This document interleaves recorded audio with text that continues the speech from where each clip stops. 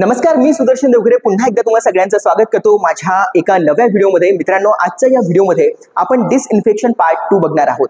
मित्रांनो, तुम्ही सर्वांनी डीएमईआरची एक्झामसाठी लॅब असिस्टंट आणि लॅब टेक्निशियनची बॅच लॅब असिस्टंट आणि लॅब टेक्निशियनसाठी फॉर्म नक्कीच भरलेला असेल आणि त्यासाठी आपली रेकॉर्डेड फॉर्ममध्ये बॅच अवेलेबल आहे आणि मी स्वतः ही पूर्ण बॅच टेक्निकलची तुम्हाला सगळ्यांना शिकवणार आहे।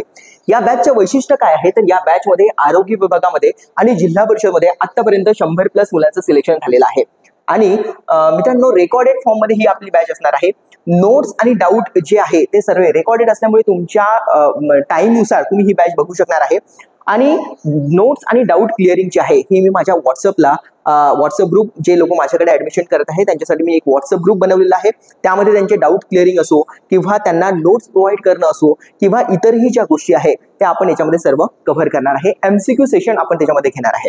सो 2023च्या पेपरचे अनालिसिस मी प्रत्येक टॉपिक झाल्याच्या नंतर 2023 मध्ये कशा प्रकारे प्रश्न विचारले आणि पुढे कशा प्रकारे प्रश्न विचारले जाऊ शकतात हे देखील मी कव्हर करणार आहे। ते देखील माझे व्हिडिओ समोर येणार आहेत आणि सिलेबस नुसार ही पूर्ण बॅच असणार आहे। सो ज्या विद्यार्थ्यांना ही बॅच जॉईन करायची असेल त्यांनी मला माझ्या या 99 60 157 852 या नंबरला मला व्हॉट्सअप करायचं आहे।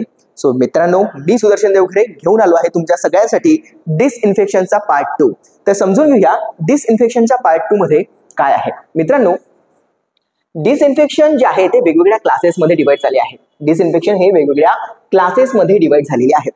काही डिसइन्फेक्टंट जे आहे ते अल्कोहोल असणार आहे, काही ऍसिड असणार आहे, काही अल्कली असणार आहे, काही हॅलोजन असणार आहे, काही बिग्युनाइट्स असणार आहे। असे वेगवेगळ्या प्रकारच्या क्लासेसमध्ये हे जे डिसइन्फेक्टंट आहे ते क्लासिफाईड झालेले आहे। मग या वेगवेगळ्या क्लासेसचे आपले वेगळे कॅरेक्टरिस्टिक असणार आहे, आपली वेगवेगळी इफेक्टिव्हनेस असणार आहे, वेगवेगळे टॉक्सिक इफेक्ट असणार आहे, वेगवेगळे हॅझार्डस इफेक्ट असणार आहे।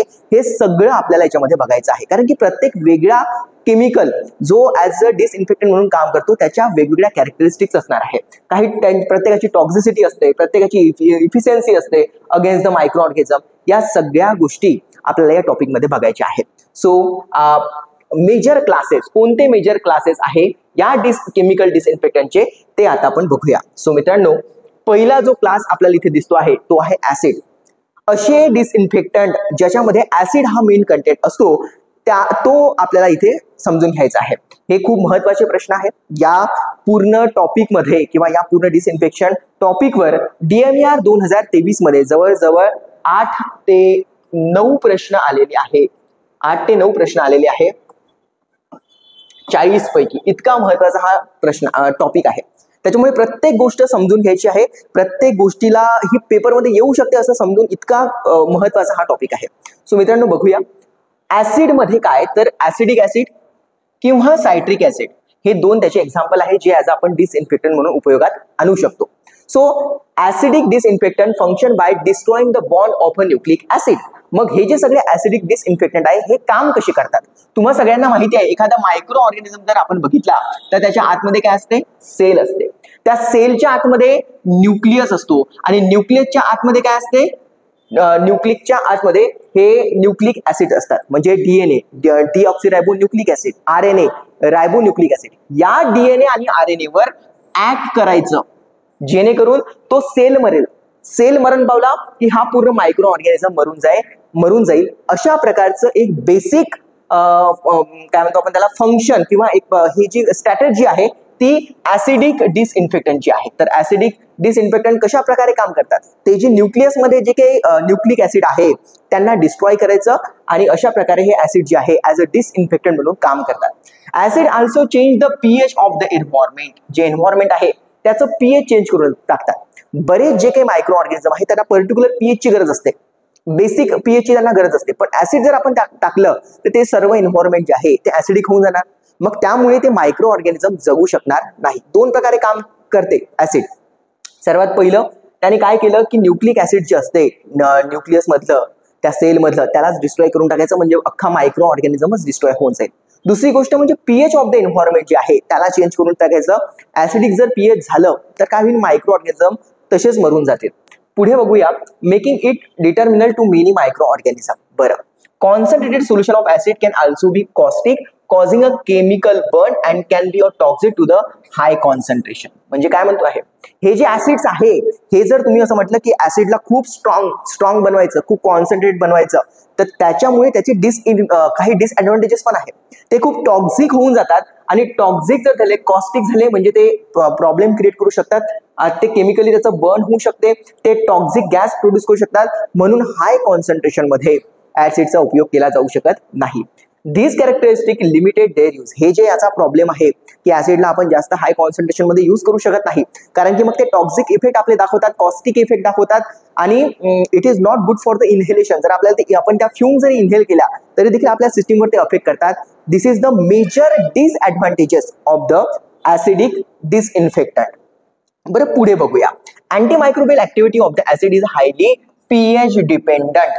Acid have a definite but a limited use of a disinfectant. तसं पाहिलं तर एक पर्टिक्युलर यूज ऍसिडचा आहे, पण सगळ्याच ठिकाणी ऍसिडचा उपयोग आपण करू शकतो का ऍज अ डिसइन्फेक्टंट म्हणून? नक्कीच नाही. त्याचे काही डिसएडव्हान्टेजेस मी आताच तुम्हाला सांगितलेले आहेत. तर पुढे समजून घेऊया की या ऍसिडमध्ये असलेला ऍसिडिक ऍसिड हा कशा प्रकारे ऍज अ डिसइन्फेक्टंट म्हणून काम करतो. सो ऍसिड मधला ऍसिडिक ऍसिड होपफुली तुम्हाला सगळ्यांना केमिस्ट्री आठवत असेल. कोणताही जेव्हा ऍसिड असतो त्याचा बेसिक फॉर्म्युला जो आहे तो COOH असतो आणि हा ऍसिडिक ऍसिड आहे, त्याच्यामुळे याचा फॉर्म्युला असणार आहे CH3COOH. हे केमिस्ट्रीचा पार्ट आहे, तो आपल्या कामाचं नाही, मला आठवलं म्हणून मी तुम्हाला सांगितलं. Acidic acid is usually a solid as the glacial acidic acid 95% मध्ये. म्हणजे जर तुम्ही दुकानामध्ये गेले आणि दुकानवाल्याला म्हटलं की मला ऍसिडिक ऍसिड पाहिजे, तर त्याच्याकडे जे सॉलिड फॉर्म मध्ये ऍसिडिक ऍसिड असते, कारण की ते 95% कॉन्सन्ट्रेशनचं असते आणि ऍट अ 95 कॉन्सन्ट्रेशन मध्ये ऍसिडिक ऍसिड हे बर्फासारखं होऊन जाते आणि म्हणूनच त्याला ग्लायसियल ऍसिडिक ऍसिड असं म्हटलं जातं. ठीक आहे. सो ऍसिडिक ऍसिड 95% वर ते सॉलिड फॉर्म मध्ये असतं, ते एकदम बर्फासारखं दिसतं, म्हणून त्याला ग्लायसियल ऍसिडिक ऍसिड असं म्हटलं जातं, which is then diluted with the water. तुम्हाला जर आता त्याला ऍज अ डिसइन्फेक्टेंट म्हणून वापरायचं आहे तर तुम्ही ते सॉलिड फॉर्म मध्ये वापरू शकणार का 95% वाला? बिलकुल नाही. आपल्याला त्याला डायल्यूट करायचं आहे विथ द वॉटर आणि त्याला 5% सोल्युशनवर घेऊन यायचं आहे.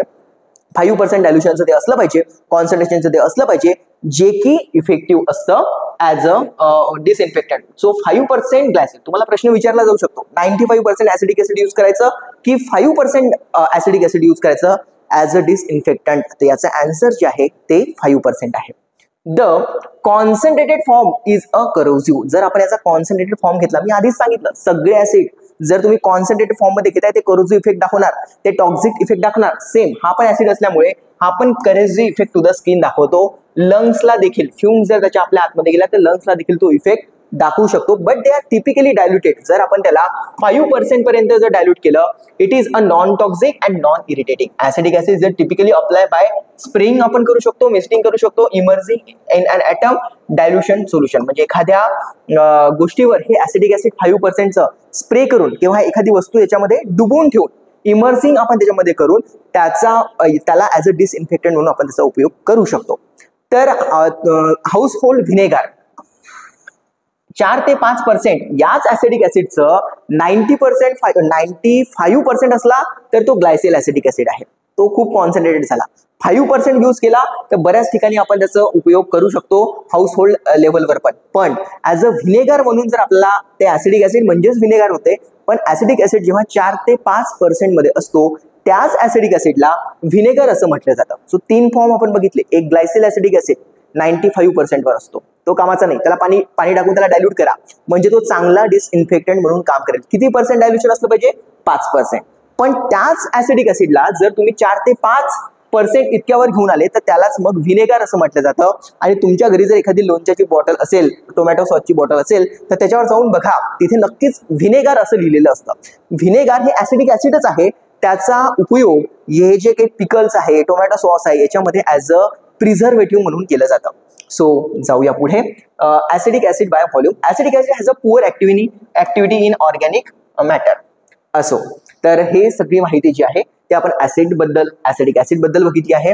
पण ऍसिड जे आहे त्याचा खूप प्रॉब्लेम देखील आहे, कारण की ते टॉक्सिक असतात आणि त्याच्यामुळे थोडेसे उपयोगात आणायला ते थोडंसं कठीण असतात. अशा प्रकारे आपण पहिला क्लास कंप्लीट केला ऍसिडचा. त्याचे काही ऍडव्हान्टेजेस पण आहे, काही डिसएडव्हान्टेजेस पण आहे, ते आपण कव्हर केलेले आहे. दुसरा क्लास जो आता आपण बघणार आहे तो आहे अल्कोहोल, अल्कोहोल, ठीक है। Example, ethanol, ethanol is the पेने वाली दारू, इथेनॉल इज द पेने वाली दारू, प्यायची बिलकुल नाही। इथेनॉलचा फॉर्म्युला जो आहे तो आहे C2H5OH, इथेनॉल। तुम्हाला माहिती असेल कोविडच्या वेळेस सगळे दुकानं बंद होते, त्याच्यामध्ये दारूची दुकानं देखील बंद होते, आणि हा जो इथेनॉल आहे हा फर्मेंटेशनच्या प्रोसेसने बनतो। जर प्रॉपर पद्धतीने तो बनवण्यात आला नाही आणि जर त्या इथेनॉल ऐवजी मिथेनॉल बनला तर हे पॉइझन आहे, ठीक आहे। सो आपण जर या कन्सेप्ट मध्ये जर डिसइन्फेक्शनच्या कन्सेप्ट मध्ये जर आपण बोललो तर इथेनॉलचा फॉर्म्युला C2H5OH आहे। आयसोप्रोपाइल अल्कोहोल, प्रोपिल अल्कोहोल म्हटलं की C3H7OH हा झाला आयसोप्रोपाइल अल्कोहोल। हे दोन्ही अल्कोहोल आहे। ऍज अ डिसइन्फेक्टंट म्हणून त्याचा उपयोग आणला जातो। आपण जे सॅनिटायझर यूज करतो त्याच्यामध्ये देखील अल्कोहोल असतो। आपण जे सायरप पितो, लहान मुलांचे सायरप दिलं जातं त्याच्यामध्ये हेच जे इथेनॉल आहे, ज्याला आपण दारू म्हणतो, हीच असते। सेंट्रल नर्वस सिस्टीमला काम आणि कूल ते करून टाकते। आता हेच अल्कोहोल ऍज अ डिसइन्फेक्टंट म्हणून पण काम करते। मग तुम्ही म्हणाल की पिण्यासाठी जे अल्कोहोल आहे किंवा सायरप मध्ये जे आपण काही अल्कोहोल टाकतो ते अल्कोहोल आणि हे अल्कोहोल जे आपण डिसइन्फेक्टंट मायक्रो ऑर्गॅनिझमला किल करण्यासाठी वापरतोय ते सारखंच आहे का? सारखंच आहे, पण कॉन्सन्ट्रेशन मात्र वेगवेगळं आहे। किती फरक पडतो? जर तुम्ही कॉन्सन्ट्रेट अल्कोहोल पिले तर तुमचं सत्यानाश झाल्याशिवाय राहणार नाही, पण जर तुम्ही त्याला व्यवस्थित कॉन्सन्ट्रेशन मध्ये जर घेतलं, सायरप फॉर्म मध्ये किंवा ड्रिंकिंग साठी जेव्हा यूज केलं जातं तेव्हा त्याचं कॉन्सन्ट्रेशन कमी असतं। पण इथे आपण बघतोय ऍज अ डिसइन्फेक्टंट म्हणून त्याचं काम काय आहे।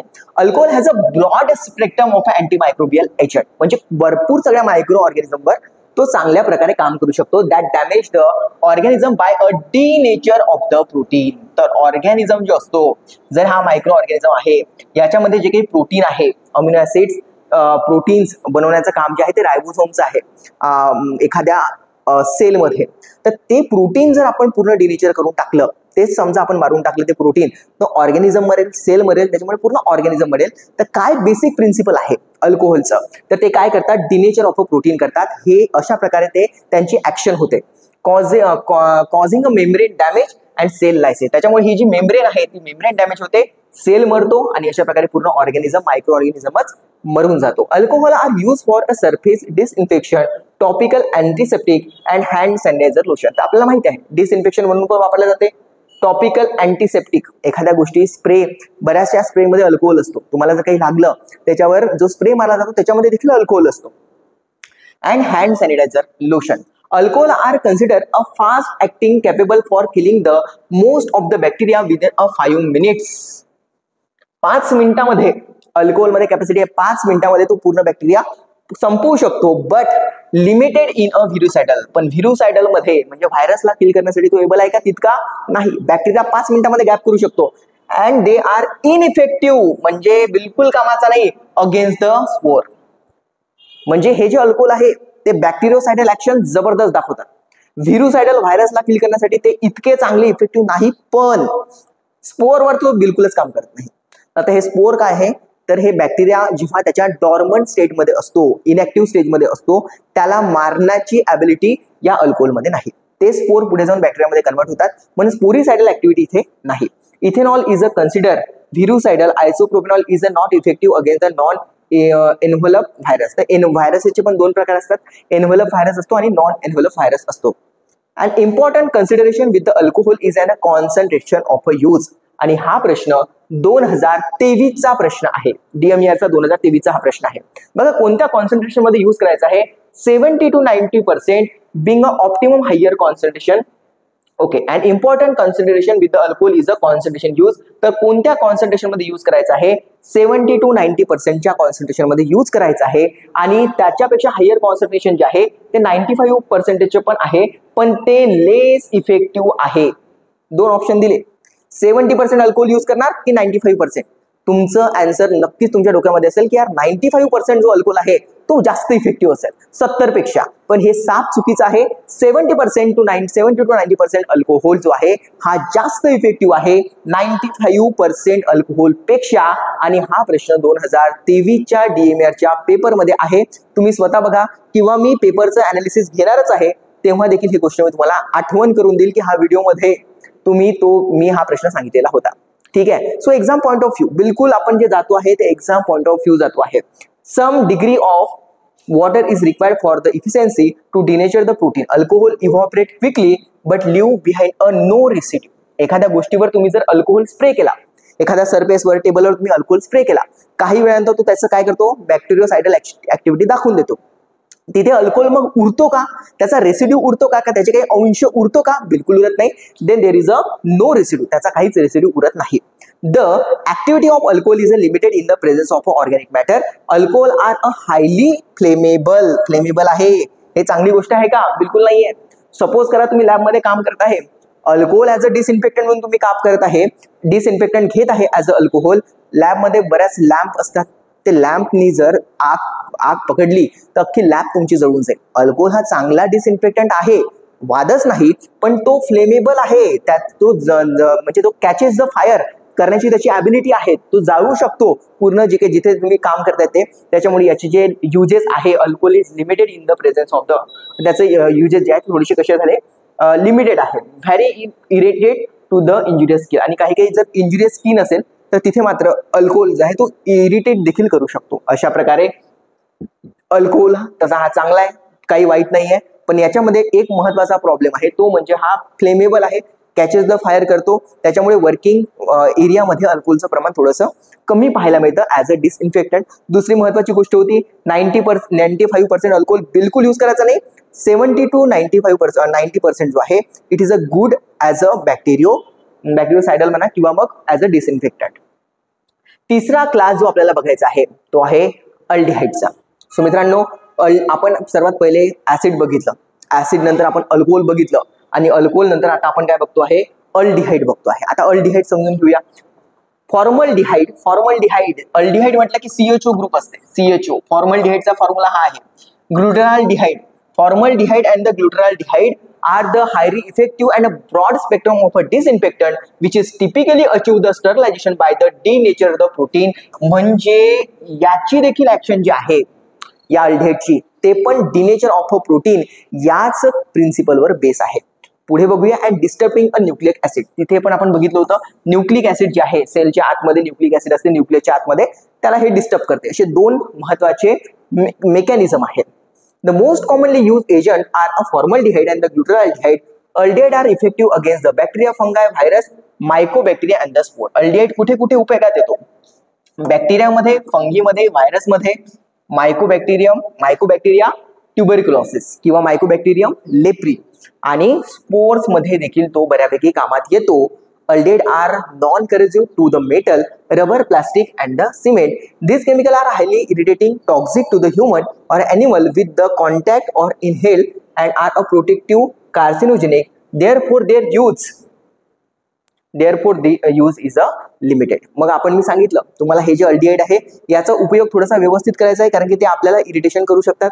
जास्त कंटिन्युअस त्याचं एक्सपोजर झालं तर कार्सिनोजेनिक म्हणजे कॅन्सर देखील ते क्रिएट करू शकतात. त्याच्यामुळे थोडंसं handle with care. Personal protection equipment, PPE kit, PPE हे घालूनच फॉर्मलडिहाइडचा उपयोग करायचा. मग त्याच्यामध्ये ग्लोव्ज येणार, गाऊन येणार, आय प्रोटेक्शन येणार, should be warn if use this chemical. हा जे अल्डिहाइड आहे याचा जर उपयोग तुम्हाला करायचा असेल तर हे सगळं PPE किट मध्ये ज्या सगळ्या गोष्टी येतात त्या सगळ्या घालूनच तुम्हाला त्याचा वापर करायचा आहे. पुढे बघूया. याच अल्डिहाइड मध्ये फॉर्मलडिहाइड आहे आता, आणि ग्लुटाराल्डिहाइड आहे. हा प्रश्न इतका महत्वाचा आहे, हा प्रश्न देखील मी तुम्हाला दाखवतो 2023 मध्ये कशा प्रकारे आलेला आहे. अल्डिहाइड मधला सर्वात पहिला हा झाला फॉर्मलडिहाइड. याला समजून घेऊया. Formaldehyde is use as a surface disinfectant and fumigant म्हणून त्याचा उपयोग केला जातो.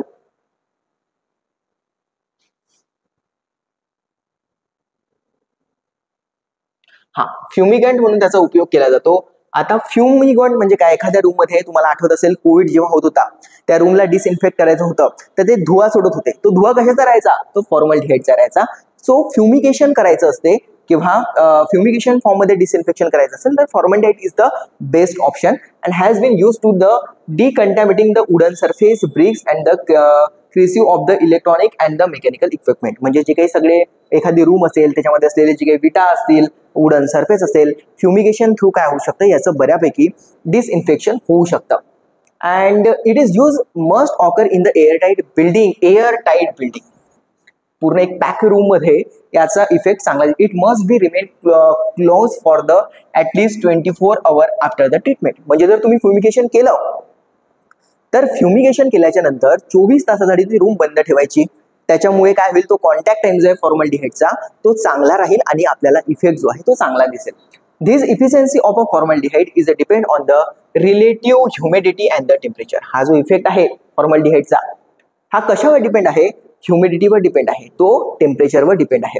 तर ऑप्टिमम ह्युमिडिटी तेव्हा 70% जर असली आणि टेम्परेचर हे 57 फॅरेडे पर्यंत जर असेल तर मग फॉर्मल्डिहाइडचं चांगल्या प्रकारे इफेक्ट आपल्याला दिसून येतो. याच फॉर्मल्डिहाइड पासून फॉर्मॅलिन बनवलं जातं. फॉर्मॅलिन म्हणजे काय तुम्हाला माहिती असेल, मेडिकल कॉलेजेसमध्ये डेड बॉडीवर डिसेक्शन केलं जातं. ते डेड बॉडी सडू नये, खराब होऊ नये म्हणून त्याला ज्या सोल्युशनमध्ये ठेवलं जातं ते फॉर्मॅलिनचं सोल्युशन असतं, जे कशापासून बनतं, या फॉर्मल्डिहाइड अल्डिहाइड पासून बनलेलं असतं.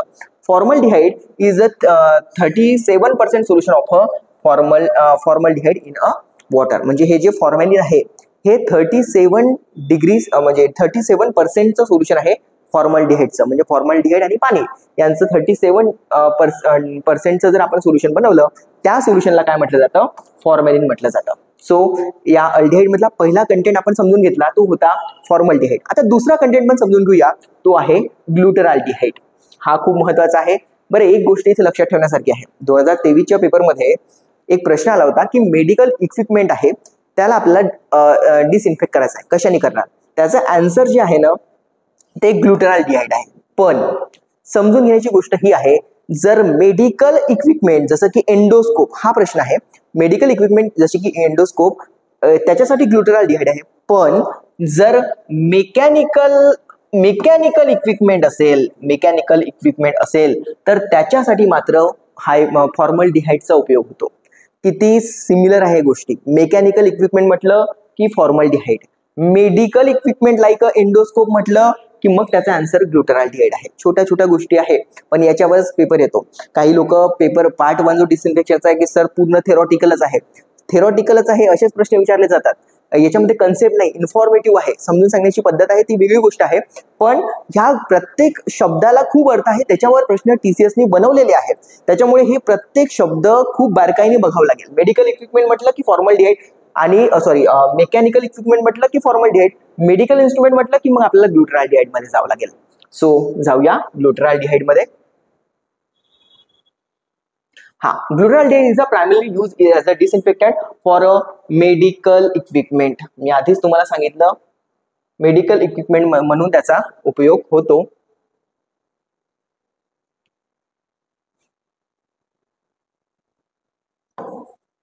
मेडिकल इक्विपमेंट मध्ये त्याचा उपयोग होतो. जसं की एंडोस्कोप, हा प्रश्न जसाच्या तसा याच ठिकाणून मी विचारला गेलेला आहे. त्याच्यामुळे हे सगळं बनवत असताना खूप कॉन्शियस होऊन मी हा नोट्स बनवलेले आहे. तर एंडोस्कोपच्या साठी ग्लुटरॅल्डिहाइड आहे. Can be a protective sterilisation at a prolong contact time. 2% concentration is use for the high level disinfection. किती पर्सेंट? 2%. हे जे पर्सेंटेज मी तुम्हाला सांगितलं, अल्कोहोलचं 70 ते 90, 95% मध्ये उपयोगात आणायचं नाही. तर हे जे मी सगळं तुम्हाला सांगतोय, इथे मी सांगतोय की ग्लुटरॅल्डिहाइडचं 2% कॉन्सन्ट्रेशन यूज करायचं. हे तुम्हाला व्यवस्थित याचा चार्ट बनवावा लागेल की अल्कोहोल आहे इतकं पर्सेंट, अल्डिहाइड आहे इतकं पर्सेंट, ऍसिड आहे इतकं पर्सेंट. हे इतकं पर्सेंट असले तर बॅक्टेरियोसाइडल आहे, त्याच्यापेक्षा जास्त केलं तर. हे जे मी सांगतो आहे याच्या तुम्हाला प्रॉपर नोट्स बनवावं लागेल. हे नोट्स आहे मी माझ्या व्हॉट्सअप ग्रुपला नक्कीच प्रोव्हाइड करणार आहे, पण त्याच्यावर पण तुम्हाला काम करावं लागणार आहे. पुढे जाऊया. Its efficiency is highly dependent on the pH and the temperature. Working is best at the pH greater than the 7. 7 पर्यंत न्यूट्रल असते, 7च्या समोर गेलो की बेसिक. म्हणजे glutaraldehyde is work best when the pH is about 7, that is a basic.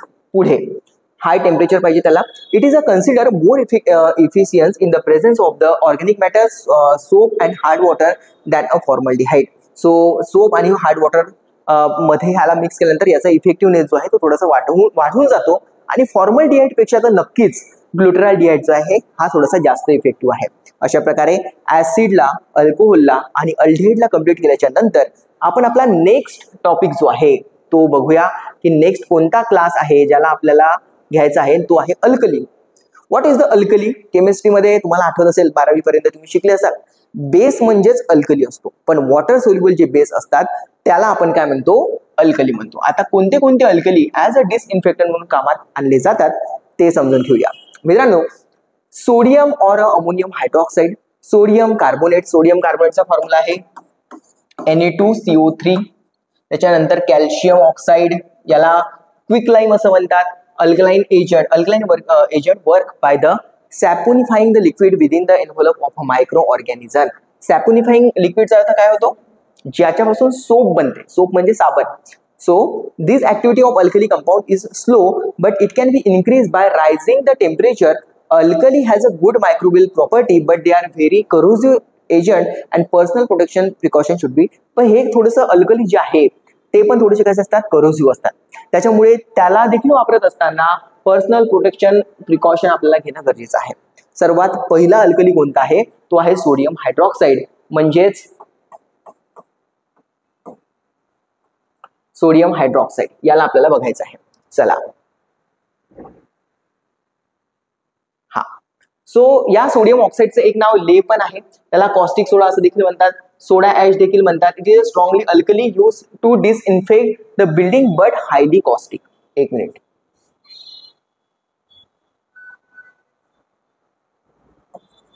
हा, so या sodium हायड्रॉक्साईडला lye देखील म्हटलं जातं, कॉस्टिक सोडा देखील म्हटलं जातं.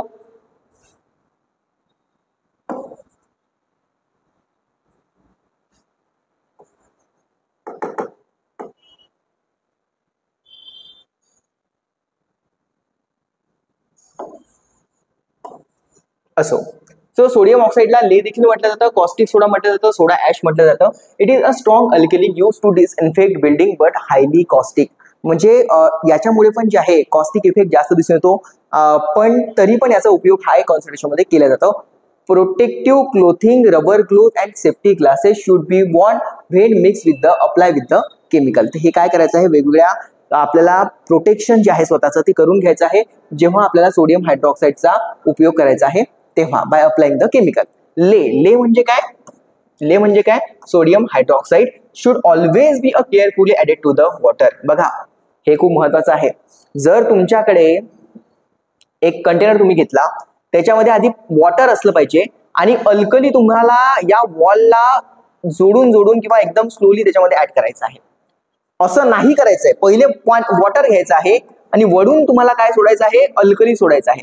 तुम्ही जर याच्या उलट केलं, म्हणजे पहिले जर त्याच्यामध्ये अल्कली असलं आणि त्याच्यामध्ये जर तुम्ही पाणी टाकण्याचा प्रयत्न केला तर त्याचा काय होईल, स्फोट होईल. ते करायचं नाहीये. सो वॉटर मध्ये अल्कली टाकायचं आहे. बघा इथं मेन्शन केलं आहे, नेव्हर पोर अ वॉटर इनटू द ले. ले म्हणजेच काय, सोडियम हायड्रॉक्साईड. सोडियम हायड्रॉक्साईड मध्ये त्या अल्कलीमध्ये पाणी नाही टाकायचं आहे, पाण्यामध्ये अल्कली टाकायचं आहे, सोडियम हायड्रॉक्साईड टाकायचं आहे, ले टाकायचं आहे. So it is a violent reaction. It occur as well as a production of a high heat can melt the plastic container. ज्या कंटेनरमध्ये तुम्ही घेऊन राहिले हे सगळे रिएक्शन डायल्युशन करत आहे, ते कंटेनर सुद्धा जळून जाऊ शकते, इतकं एक्सप्लोजिव्ह ते राहू शकते.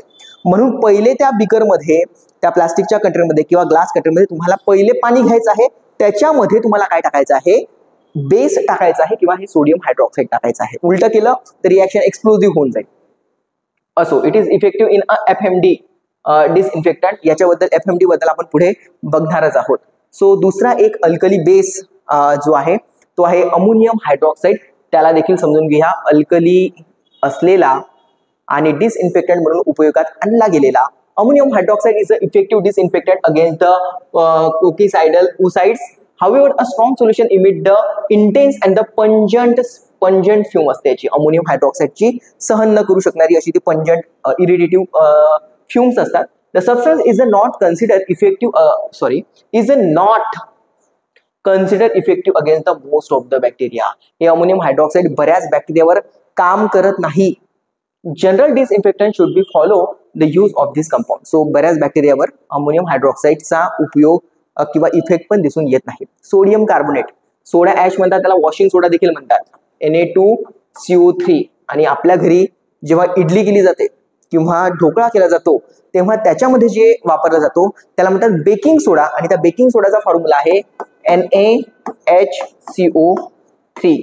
ठीक आहे. मी अधेमध्ये का सांगतोय तुम्हाला की माझं जेव्हा सिलेक्शन झालं होतं लॅब सायंटिफिक ऑफिसर म्हणून 2021 ला, त्या पेपरमध्ये टीनचा फॉर्म्युला SN हा टीनचा फॉर्म्युला आहे, सिम्बॉल आहे पिरियडिक टेबलमध्ये, त्याच्यावर प्रश्न विचारला खालीलपैकी टीनचा सिम्बॉल कोणता आहे. तर हे छोटे छोटे प्रश्न का सांगत राहावे लागतात की कधी होऊ न जावं याच्यावरच एखादा प्रश्न येऊन जाईल. सोडियम कार्बनचा काय फॉर्म्युला आहे असं एखाद्या वेळेस या हे पण, कारण की हे पण डिसइन्फेक्टंट आहे, त्यावर प्रश्न पण फिरवला TCS ने तर नक्कीच येऊ शकते. पुढे बघूया. has been used as a hot solution for a disinfecting building. It is a more effective as a cleanser than the disinfectant. तर याचा उपयोग डिसइन्फेक्टंट म्हणून केला जातो पण कमी केला जातो, क्लिन्झर म्हणून जास्त केला जातो. Since it lacks the efficiency against some bacteria and most of the virus, 4% solution has been listed as the appropriate chemical for the FMD virus. तर याचा जो कॉन्सन्ट्रेशन आहे ते किती आहे? 4% आहे. 4% जर तुम्ही सोडियम कार्बोनेट बनवलं तर FMD व्हायरस बद्दल किंवा त्याच्या अगेन्स्ट हा काम करू शकतो. It is a poor activity in the presence of the organic matter and can be deactivated by the hard water. बघा, हार्ड वॉटर बद्दल मी याच्या आधी पण सांगितलेलं आहे. हार्ड वॉटर मध्ये काय असतात? वेगवेगळे क्षार असतात, कॅल्शियम असते, मॅग्नेशियम असते. ह्या डिसइन्फेक्टंट मधला हा सोडियम कार्बोनेट त्या मॅग्नेशियम सोबत कॅल्शियम सोबत रिॲक्ट होऊन जातो आणि आपलं काम जे आहे त्याचं डिसइन्फेक्शनचं ते राहून जाते बाजूला आणि यांचा आपला वेगळाच प्रॉडक्ट बनून जातो. त्याच्यामुळे हार्ड वॉटर कधीच उपयोगात आणायचं नाही जेव्हा आपण डिसइन्फेक्टंटला आपल्याला डायल्यूट करायचं असते तेव्हा. It can be a irritant, required a protective clothing and harmful to the aquatic life. म्हणजे हे डिसइन्फेक्टंट जर तुम्ही पाण्यामध्ये सोडले तर त्या ॲक्वॅटिक लाईफला, त्या मासोळ्यांना, त्याच्यातल्या जे काही सगळ्या गोष्टी आहे ॲक्वॅटिक लाईफला त्याला प्रॉब्लेम क्रिएट करू शकतो. आणि शेवटचा एक आपण पुन्हा अल्कली बघून घेणार आहे, बेस बघून घेणार आहे की ज्याचं काम ॲज अ डिसइन्फेक्टंट आहे. सो कॅल्शियम ऑक्साईड यालाच म्हणतात quick lime. Calcium oxide become a lime wash mix with the water. हे काय होते की कॅल्शियम ऑक्साईड जर आपण वॉटर सोबत रिॲक्ट केला तर त्याच्यापासून जी रिॲक्शन होते CaOH/2. बघा रिॲक्शन बॅलन्स आहे. CA दोन ऑक्सिजन 2 हायड्रोजन 2 हायड्रोजन. तर त्याच्यापासून काय म्हणताय? याला म्हणतात क्विक लाईम, याला म्हणतात स्लेट लाईम. कॅल्शियम हायड्रॉक्साईड हे बनते and this has been a biocidal action on a bacteria and the virus and sometimes spread on the ground flowing a depopulation of infected premises and also be used for creating a putrefaction of a buried carcins after the depopulation. म्हणजे एखाद्या animal सडलेला आहे, कुजलेला आहे, एखादा area आहे, त्याला आपल्याला disinfect करायचं असेल ते कॅल्शियम ऑक्साईड घेतात, पाणी घेतात, त्याला मिक्स करतात, त्याच्यामुळे ते कॅल्शियम हायड्रॉक्साईडचं सोल्युशन बनते, त्यालाच आपण स्लेट लाईफ असं म्हणतो आणि तिथे ते पूर्ण भागावर टाकून देतात. त्याच्यामुळे तो पूर्ण भाग जो आहे हा थोडासा डिसइन्फेक्ट होऊन जातो. एखादा ॲनिमल वगैरे जरी मरून पडलेला असेल, तो एरिया साफ केल्यानंतर जर आपल्याला डिसइन्फेक्ट करायचा असेल तिथे देखील या क्विक लाईमचा उपयोग, पाण्यासोबत डिझॉल्व्ह केल्यानंतर तो बनणार स्लेट लाईम किंवा कॅल्शियम हायड्रॉक्साईड, याचा उपयोग केला जातो. It is not very much effective against FMD virus. आता आपण ऍसिड बघितलं, अल्कली बघितलं, अल्डिहाइड बघितलं आणि त्याच्यानंतर आपण हे अल्कली बघितल्यानंतर आता नेक्स्ट जो आहे तो आहे ब्युगेनाइट्स. ब्युगेनाइट्स बद्दल बघूया. Okay, it is a chlorhexidine. याचं एक्झाम्पल आहे chlorhexidine. Biguanides are a determinant to the micro organism by a reacting with a negatively charge group on the cell membrane. कशा प्रकारे ते काम करतात? समजा हा एक मायक्रो ऑर्गॅनिझम आहे, या मायक्रो ऑर्गॅनिझम मधला हा सेल आहे, या सेलवर काय असणार आहे? निगेटिव्हली चार्ज असणार आहे. त्याच्यावर जाऊन हा जो ब्युगेनाइट आहे तो ऍक्ट करतो, ती मेम्ब्रेन डिॲक्टिव्हेट करतो, सेल मरण पावला की पूर्ण मायक्रो ऑर्गॅनिझमच चीच डेथ होऊन जाईल. अशा प्रकारे याचं काम आहे which is alter the permeability. त्याच्यामुळे याची जी परमिएबिलिटी आहे ती चेंज होते. सेल मरण पावला की हा पूर्ण मायक्रो ऑर्गॅनिझमची पण डेथ होऊन जाते. Buggenite have a broad antibacterial spectrum. However, they are limited in the effectiveness against the viruses and not a sporicidal. Sporicidal काम आहे का त्याचं? बिलकुल नाही. मायक्रोबॅक्टेरियोसाइडल आहे, फंगिसाइडल पण आहे. Biguanide can only be a function in a limited pH. एका पर्टिक्युलर pH मध्येच तो काम करू शकतो and are easily inactivated by the soap and a detergent. These products are a toxic to the fish. Should not be discard into the environment. त्याच्यामुळे हे जे ब्युगेनाइट्स आहे याला आपण बरेचदा असं होतं की आपण आपला घरचा कचरा बाहेर टाकून जातो. हे तर काय आहे? डिसइन्फेक्टंट आहे. याला जर तुम्ही एन्व्हायरमेंटमध्ये टाकलं तर त्या एन्व्हायरमेंटमध्ये त्याचे वेगवेगळे इफेक्ट दिसून येऊ शकतात. मग ते फिशवर असो, ॲक्वॅटिक लाईफवर असो किंवा एन्व्हायरमेंटवर असो, ते इफेक्ट्स आपल्याला प्रॉब्लेम्स देऊ शकतात. Halogens. This is our next disinfectant. या ग्रुपमध्ये कोणते कोणते डिसइन्फेक्टंट आहे ते समजून घेण्याचा प्रयत्न करूया. हॅलोजन्स तुम्ही तुमच्या 10th मध्ये किंवा 12th मध्ये नक्की शिकलेले असतात. व्हॉट आर द हॅलोजन असा पिरियडिक टेबल होता, तुम्हाला आठवत असेल कदाचित. या पिरियडिक टेबल मध्ये ग्रुप 17 होते. ग्रुप 17 मध्ये इथे fluorine, chlorine, bromine, iodine. So fluorine, chlorine, bromine, iodine हा आपला टॉपिक नाही, पण विचारतोय फ्लोरीनचा ॲटॉमिक नंबर किती. फ्लोरीनचा 9 आहे. क्लोरीनचा किती, तर क्लोरीनचा 17 आहे. 287 असं ह्याचं हे इलेक्ट्रॉनिक कॉन्फिगरेशन राहते. फ्लोरीनचा आहे 2,7. सर्वांना एका इलेक्ट्रॉनची गरज असते to complete the outermost shell. हा आपला टॉपिक नाहीये, पण असो बोलता बोलता तर हे नक्कीच तुम्हाला आठवत असेल. ह्याला हॅलोजन म्हणतात. Fluorine, chlorine, bromine, iodine these are the halogen. Chlorine आणि आयोडीन आर द कंपाऊंड. त्याच्यापैकी जो क्लोरीन आहे आणि हा जो आयोडीन आहे हे सगळे जे आहे ते हॅलोजन्स आहेत. Halogen compound are a broad spectrum of a compound. They are consider a low toxicity. याची टॉक्सिसिटी जी आहे थोडीशी कमी आहे. तरी पण क्लोरीनची जास्त आहेच. ते आपण पुढे बघणार आहे की क्लोरीन जर गॅस इव्हॉल्व्ह झाला ना तो जास्त इफेक्टिव्ह असतो, टॉक्सिक पण असतो. Low cost. लो कॉस्ट म्हणजे काय, हे हॅलोजन पासून बनलेले डिसइन्फेक्टंट जर तुम्ही घेतले तर पैशाला थोडेसे स्वस्त असतात. And easy to use.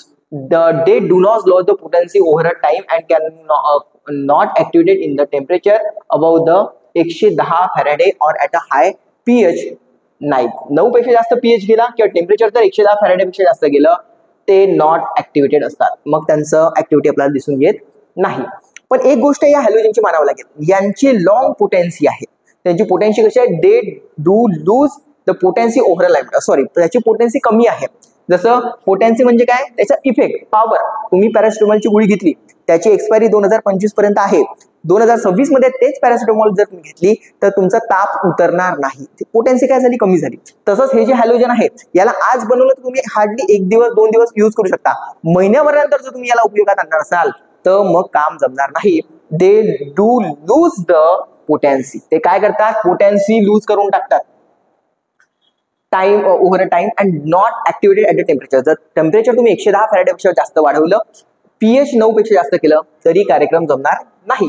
Since this compound lose the activity quickly in the presence of organic debris, sunlight and the some metal, they are must be applied thoroughly clean surface for the disinfectant. So याला थोडंसं sunlight पासून वगैरे आपल्याला वेगळं ठेवायचं आहे, so that त्याची potency जी आहे ती बऱ्यापैकी टिकू शकेल. तर याच्यामध्ये आपल्याला काही कंपाऊंड बघायचे आहे. जसं क्लोरीन कंपाऊंड हे हॅलोजन कंपाऊंडच आहे. त्याला आपण थोडंसं बघून घेऊया क्लोरीन कंपाऊंड कशा प्रकारे असते. तर chlorine compound function through their electronegative nature to denature the protein and consider a broad spectrum. काय करतात, इलेक्ट्रोनिगेटिव्ह नेचरचे असतात. इलेक्ट्रोनिगेटिव्ह नेचर म्हणजे फ्लोरीनवर पण निगेटिव्ह चार्ज, क्लोरीनवर निगेटिव्ह चार्ज, ब्रोमीनवर निगेटिव्ह चार्ज, इलेक्ट्रोनिगेटिव्ह नेचरचे असतात. डिनेचर द प्रोटीन, कोणतं मेकॅनिझम ऍक्शन आहे, denature the protein and been effective against the bacteria envelope and the non-envelope virus. मग तो envelope वाला व्हायरस असो किंवा मग नॉन एन्व्हलप वाला व्हायरस असो, त्याच्यावर तो काम करतो. Mycobacterium, fungi.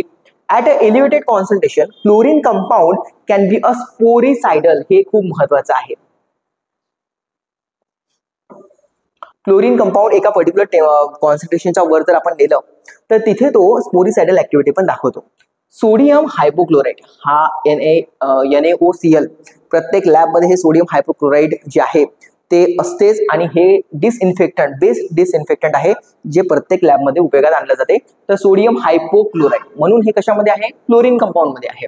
Is one of the most widely use chlorine containing disinfectant. त्याचं कॉन्सन्ट्रेशन 5.25 पर्यंत आपल्याला ते मिळते. म्हणजे जेव्हा आपल्याकडे ती कॅन येते ते 5 ते 6% हायपोक्लोराइड असते, पण लॅबमध्ये आपल्याला जेव्हा वापरायचं असते तेव्हा ते आपल्याला 2% येस ते असताना ते 5 पॉइंट समथिंग असते sodium hypochlorite in aquatic solution and 50,000 ppm available in the chlorine. Biocidal activity determined by the amount of the available chlorine of the solution. Low concentration, मी पहिले सांगितलं इतक्या कॉन्सन्ट्रेशनचं हे वापरलं जात नाही. लो कॉन्सन्ट्रेशन मध्ये वापरलं जातं, 2% मध्येच वापरलं जातं. Are active against the vegetative bacteria, fungi and most of the virus. Rapid sporicidal action can be obtained by around the 250 ppm. However, this concentration is a very corrosive, so should be limited their use. हे हाय concentration वर म्हणजे 2500 ppm were part per million वर जर ते उपयोगात आणलं effective असते, स्पोरिसायडल पण असते, पण लिमिटेड यूज का बरं आहे? कारण की ते काय असते, करसिव्ह असते. High concentration are also irritating to the mucus membrane eye आणि स्किन. आपल्या स्किनला, आयला, नोज मधले जे काही म्युकस मेम्ब्रेन आहे त्याला तो प्रॉब्लेम क्रिएट करू शकतो. High concentration okay. Chlorine compound are rapidly inactivated by the light and some metal. So the fresh solution, असं जमणार नाही की हायपोक्लोराइडचं सोल्युशन आज बनवलं 10 दिवसानंतर यूज करतो, बिलकुल नाही. ते आपल्याला फ्रेशली प्रिपेअर्डच यूज करावं लागेल. Should always be use. Hypochlorite should be never mix with the acid. Hypochlorite मध्ये क्लोरीन आहे, त्याच्यासोबत मेटल कधीच किंवा मेटलच्या भांड्यामध्ये ते आपल्याला रिएक्शन करायची नाही, कारण की तसं जर तुम्ही केलं तर त्या रिएक्शन मधून क्लोरीन गॅस बाहेर निघेल आणि तो क्लोरीन जो आहे तो हायली टॉक्सिक असतो. तेच त्यांनी सांगितलंय, हायली टॉक्सिक क्लोरीन जो आहे तो त्याच्यामधून बाहेर पडतो, म्हणून मेटल सोबत त्याला कधीच रिॲक्ट करायचं नाही. अशा प्रकारे आपण बघितलं आपलं क्लोरीन कंपाऊंड. आता आपण बघणार आहे आयोडीन कंपाऊंड. तर iodine compound are a broad spectrum and considered effective for the variety of the bacteria, mycobacterium, fungi and the viruses. Iodine function by the denaturing the protein. याचा पण mechanism of action जे आहे ते प्रोटीनला denature करणंच आहे. पुढे बघा काय म्हटलं आहे, to interfere with the enzymatic activity of a micro organism. Iodine are often formatted with the soap and consider relatively safe. तर सोप सोल्युशन मध्ये याला फॉर्म केलं जातं. Concentrated iodine compound can be irritated to the skin and stain the cloth, damage the rubber and some metal. म्हणजे याचा कपड्यावर डाग चांगला पडू शकतो, ठीक आहे. त्याच्यामुळे डाग अच्छे म्हणून जमणार नाही, कपड्यावर डाग पडू शकतो, त्याच्यानंतर इरिटेट करू शकतो आपल्या स्किनला. आणि iodine agent are inactivated by the QAC म्हणजे क्वाटर्नरी अमोनियम कंपाऊंड्स जे आहे. Iodine agent are inactivated by QACs and the organic debris. So अशा प्रकारे आयडोफोर्स. आयडोफोर्स काय आहे, तर iodophors are the iodine complex that have increase the solubility and the sustained release of iodine. तर iodoform हा आयोडीनचा एक फॉर्म आहे, ज्याच्यामध्ये iodophore if a povidone iodine. So one of the most commonly used iodophore is a povidone iodine. They are a very good for a general use and a less readily inactivated by the organic matter than the elemental iodine compound. So याच्यामध्ये काय असते की आयोडोफोरचा उपयोग जो आहे तो बऱ्याच ठिकाणी केला जातो. हे पण आयोडीनचे कंपाऊंडच आहे. This dilution of iodophore can actually increase the free iodine concentration and antimicrobial activity. तुम्ही जर तो आयोडीनचा फॉर्म या फॉर्म मध्ये यूज केला आयडोफोरच्या फॉर्म मध्ये, तर त्याची ॲबिलिटी कॉन्सन्ट्रेशन जे आहे ते थोडंसं वाढतं, आयोडीनचं कॉन्सन्ट्रेशन, आणि अँटी मायक्रोबियल ऍक्टिव्हिटी जी आहे ते देखील थोडीशी वाढते. सो आता मित्रांनो आपण बघणार आहे oxidising agent. Okay, so oxidizing agent, oxidation तुम्हाला माहिती असेल कदाचित, ऑक्सिडेशन किंवा हायड्रोलिसिस तुम्ही ऐकलेलं असेल. ऑक्सिडेशनचा अर्थ काय होतो, ऍडिशन ऑफ ऑक्सिजन. हायड्रोलिसिसचा अर्थ काय होतो, ऍडिशन ऑफ हायड्रोजन. सो हे ऑक्सिडायझिंग एजंट आहे. Hydrogen peroxide and para acetic acid आणि Virkons are the example. Oxidising agent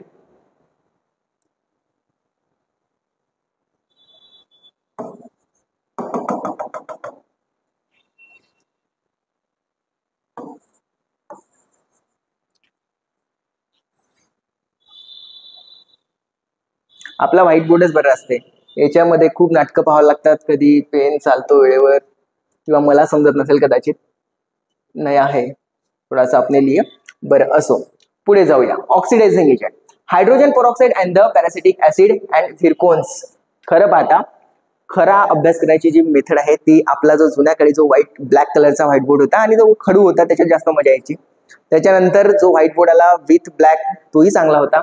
हे सगळं ऍडव्हान्स आहे, चांगलं आहे, जमान्यानुसार बदललं पाहिजे, हे वगैरे सगळं ठीक आहे. म्हणजे शिकवण्याची मजा आहे ती व्हाईट बोर्डवर किंवा ते ब्लॅक बोर्ड विथ चॉक पाटी लेखन त्याच्यावर अजून चांगली होती. पण चला समोर जाऊया. Hydrogen peroxide, pre acetic acid आणि Virkons. Oxidising agent are a broad spectrum peroxide based on a compound that are function by a denaturing the protein. इथे पण जे कंपाऊंड आहे ते डिनेचरच आहे, ठीक आहे. सो पुढे बघूया. Denature. Okay, but they are considered effective on a hard surface and equipment in their dilution form. तर बरं, ऑक्सिडायझिंग एजंटचा उपयोग कुठे होतो, तर हार्ड सरफेसवर होतो. कुठे होतो, हार्ड सरफेसवर होतो. तर हार्ड सरफेसवर त्याचा उपयोग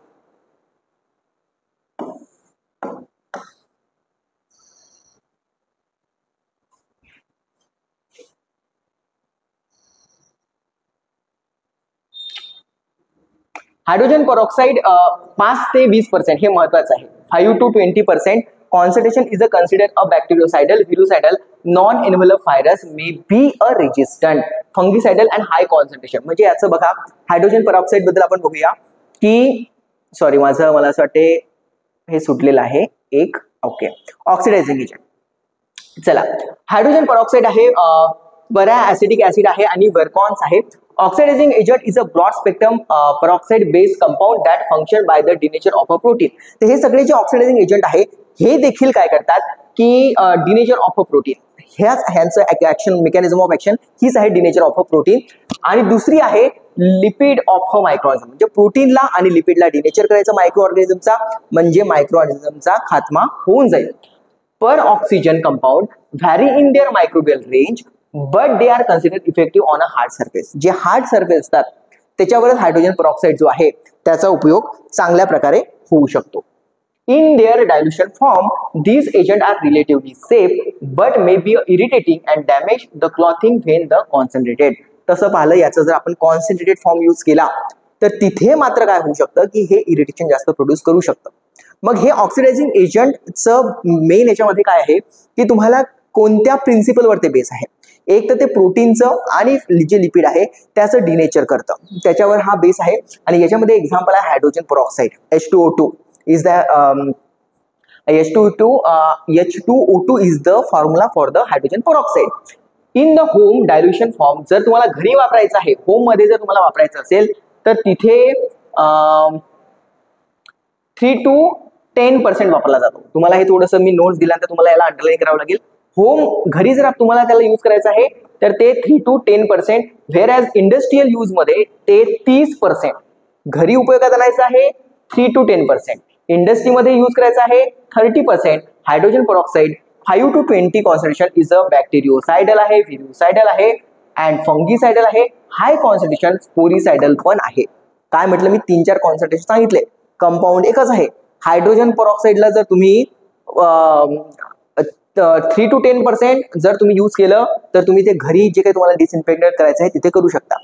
हायली कॉन्सन्ट्रेशन इंडस्ट्रीमध्ये बघायचं असेल 30%, त्याच्यापेक्षा जास्त, आणि त्याला जर 5 ते 20% वर त्याला उपयोगात आणलं तर तो बॅक्टेरियासायडल ऍक्शन देतो, व्हिरुसायडल देतो, फंगीसायडल पण देतो अँड हाय कॉन्सन्ट्रेशन तो स्पोरिसायडल ऍक्टिव्हिटी पण देऊ शकतो. हे point to be noted. It activity against the bacteria. हा थोडंसं आला. सो याच्यामध्ये होम मध्ये घरी आपल्याला 3 ते 10% आपल्याला यूज करता येईल आणि इंडस्ट्रीमध्ये आपल्याला हे 30% आणि त्याच्यापेक्षा जास्त आणि 5 to 20% जो आहे it is a consider a bacteriocidal पण, व्हिरुसायडल पण, फंगीसायडल पण आणि high concentration of a spore मध्ये देखील. चला, अशा प्रकारे हायड्रोजन परऑक्साईडचे वेगवेगळे 3 कॉन्सन्ट्रेशन मी तुम्हाला सांगितलेले आहेत. तर पेपर जर 2023 बघितला तर हायड्रोजन परऑक्साईड ऑप्शन मध्ये कुठेतरी तुम्हाला नक्की दिसेल. जर तो ऑप्शन मध्ये आहे तर त्याचा प्रश्न बनायला काही वेळ लागणार नाही, हे लक्षात ठेवा. ते ऑप्शन त्या सगळ्या प्रश्नांचं अनालिसिस करूनच ह्या नोट्स बनवलेल्या आहे. थोड्याशा तुम्हाला थिओरिटिकल जास्त वाटत असेल कारण की याच्यामध्ये कन्सेप्ट नाहीये, ठीक आहे, पण पेपरमध्ये हेच आणि असंच येणार आहे, हे पण तितकंच खरं आहे, ठीक आहे. सो पुढे जाऊया. मी माझ्या पद्धतीनं मला या थेरॉटिकल पार्टला, निबंधासारखं आहे सगळं, याला मी खूप जास्त चांगल्या पद्धतीने तुमच्यासमोर प्रेझेंट करण्याचा प्रयत्न करत आहे. थोडंसं थेरॉटिकल आहे पण एक्झाम पॉइंट ऑफ व्ह्यू महत्वाचा आहे, सो करावंच लागेल. पुढे जाऊया. आणि सर्वात महत्त्वाचं, याच्यावर सर्वात जास्त प्रश्न आलेला आहे, इतका महत्वाचा हा टॉपिक आहे. Per acidic acid is the strong oxidising agent and formulation of a hydrogen peroxide and the acidic acid. हा महत्वाचा आहे बघा. हे para acidic acid is a combination of a hydrogen peroxide आणि ऍसिडिक ऍसिड. हा प्रश्न विचारला जाऊ शकतो की पॅरा ऍसिडिक ऍसिड हे कोणाचं कॉम्बिनेशन आहे, तर ते हायड्रोजन परऑक्साईडचं आणि ऍसिडिक ऍसिडचं कॉन्सन्ट्रेशन आहे, कॉम्बिनेशन आहे. कन्सिडर अ बॅक्टेरियोसायडल ऍक्शन पण आहे, फंगीसायडल पण आहे, स्पोरिसायडल पण आहे. हे महत्वाचं आहे स्पोरिसायडल, कारण की याच्यावर प्रश्न 2023च्या पेपरमध्ये आहे. स्पोरिसायडल आहे, व्हिरुसायडल पण आहे. It is also effective against the mycobacteria, algae and has a some activity in the presence of the organic material. वर्कॉन्स म्हणजे हे पोटॅशियम पर ऑक्सी मोनोसल्फेट आणि सोडियम क्लोराईड या दोघांचं ते कॉम्बिनेशन असते. It is a per oxygen molecule organic acid surfactant combination with a wide microbial spectrum activity. So अशा प्रकारे 3 प्रकार आपण बघितले आहे हायड्रोजन परऑक्साईड, पर ऍसिटिक ऍसिड जे की कॉम्बिनेशन आहे हायड्रोजन परऑक्साईडचं आणि ऍसिटिक ऍसिडचं, आणि आहे व्हरकॉन्स. दीज आर द एजंट जे ऑक्सिडायझिंग एजंट आहे आणि डिसइन्फेक्टंट म्हणून आपण त्याचा उपयोग केला जातो आहे. फिनॉलचा फॉर्म्युला माझा केमिस्ट्रीमध्ये फिनॉलवर एक मला वाटते लास्ट चॅप्टर होता. तुम्हाला जर आठवत असेल, बेन्झीनची रिंग राहत होती अशी, त्याला OH ग्रुप राहत होता, असा तो फिनॉल राहत होता. बेन्झीनची ring alternate single bond double bond. ठीक आहे. सो असं ते तुम्हाला कदाचित आठवत असेल तर ठीक आहे, नाही आठवत असेल तरी पण ठीक आहे. सो फिनॉल्स मध्ये बघा, phenols are a broad spectrum disinfectant that function by denaturing the protein and inactivating the membrane bounded enzyme. एन्झाईमचं काम काय असते?